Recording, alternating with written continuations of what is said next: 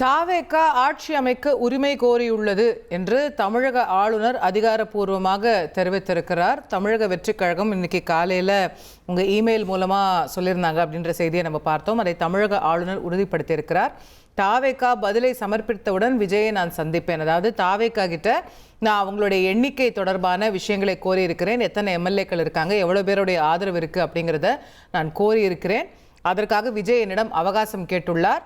அவர் அந்த லிஸ்ட்டை சப்மிட் பண்ண பிறகு, பதில் கொடுத்த பிறகு நான் அவரை சந்திப்பேன் அப்படின்னு தமிழக ஆளுநர் தரப்பில் அதிகாரப்பூர்வமாக சொல்லப்பட்டிருப்பதாக நம்ம பார்க்கிறோம். நம்முடைய செய்தியாளர் ரமேஷ் கூடுதல் விவரங்களோடு இணைகின்றார். ரமேஷ், விரிவா சொல்லுங்க, ஆளுநர் என்னென்ன சொல்லியிருக்காரு? அறிக்கை விடுத்திருக்கிறாரா? நம்ம கேட்டதுக்கு பதில் சொல்லியிருக்கிறாரா? ஆளுநர் என்ன சொன்னார்? தமிழக சட்டப்பேரவை தேர்தலில் தமிழக வெற்றி கழகம் தனிப்பெரும் கட்சியாக உருவெடுத்ததை தொடர்ந்து ஆட்சி அமைப்பதற்கான முனைப்புகளில் ஈடுபட்டிருக்கிறது. இன்று காலை ஆட்சி அமைக்க உரிமை கோரி ஆளுநருக்கு மின்னஞ்சல் அனுப்பியதாக தகவல் கிடைத்தது.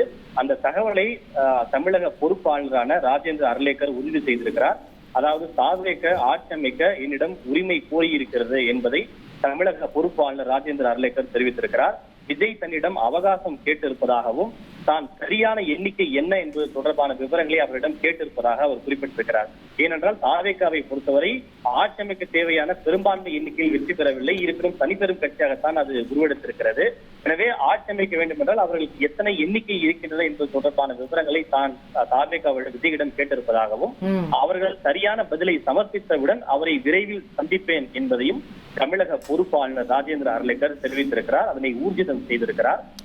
ஆங்கில ஊடகத்திற்கு அவர் அளித்த நேர்காணலில் இந்த பதிலை தெரிவித்து ஊர்ஜிதம் செய்திருக்கிறார் என்பது குறிப்பிடத்தக்கது. Okay, right. அப்போ விஜய் அந்த பதிலை சமர்ப்பித்த பிறகே ஆளுநர் விஜய் சந்திப்பு நடைபெறும் அப்படின்னு நம்ம புரிஞ்சுக்கிறோம். இந்த 108 பேருடைய லிஸ்ட்டை சமர்ப்பிச்சாலே போதுமானதா? அவர் 118 எதிர்பார்க்கிறாருங்கிற துணி தென்படுதா? Ramesh, can you clarify that? அதாவது இன்று மாலைதான் யார் யார் எந்தெந்த தொகுதியில் வெற்றி பெற்றிருக்கிறார்கள், எந்த கட்சிக்கு எவ்வளவு பெரும்பான்மை இருக்கிறது என்பது தொடர்பான விவரங்களை தேர்தல் ஆணையம் ஆளுநருக்கு அதிகாரப்பூர்வமாக அனுப்பி வைத்திருக்கிறது. சம்பந்தப்பட்ட எந்த கட்சி ஆட்சி அமைக்க உரிமை கூறுகிறதோ அவர்கள் எங்களுக்கு இத்தனை உறுப்பினர்களுடைய ஆதரவு இருக்கிறது என்று அவர்கள் ஒரு பட்டியலை சமர்ப்பிக்க வேண்டும்.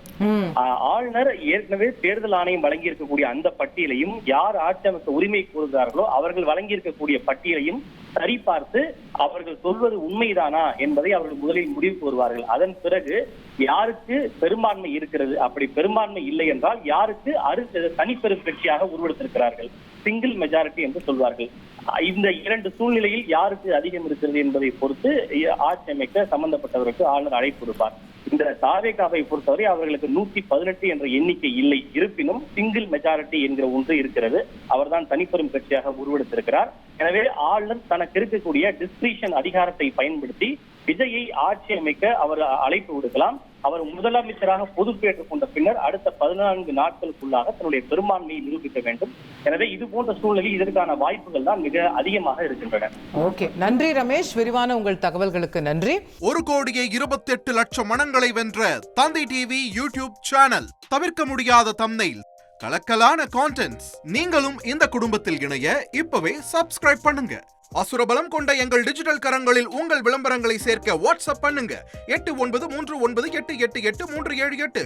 Email advttv@dttv.in.